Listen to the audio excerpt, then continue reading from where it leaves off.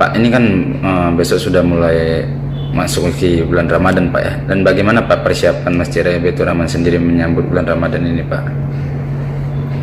Alhamdulillah, Masjid Raya Baitur Rahman sudah mempersiapkan jauh-jauh hari untuk menghadapi menyambut Ramadan.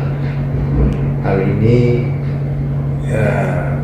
diupayakan dengan tujuan untuk kenyamanan dalam peribadatan dan dalam aktivitas kegiatan Ramadan masyarakat di Masjid Raya.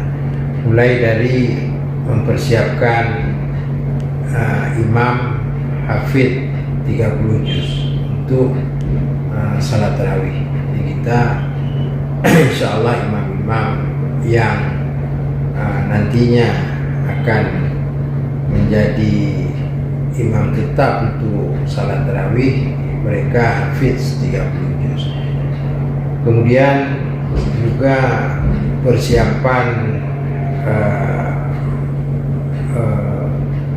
dalam malam-malam harinya untuk mensiarkan, kita sudah menyiapkan seperti tadarus Al-Quran, kemudian qiyamul lail selama bulan Ramadan. Itu.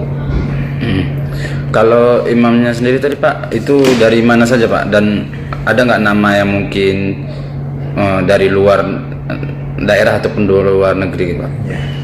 Imam yang akan menjadi pemimpin salat tarawih nanti kita memang dari dalam, dari lokal, yang mereka merupakan para imam yang sudah mampu hafid Al-Quran dan dengan suara yang merdu tentunya. Di samping mereka dari kalangan ahli fiqh, jadi yang berdiri menjadi imam ini sudah memenuhi standar hukum syariatnya, fikihnya, hukum fikihnya.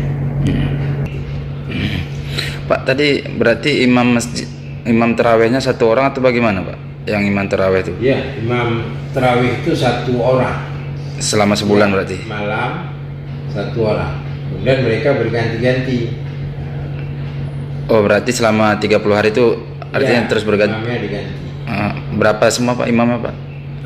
Yang sudah kita siapkan dari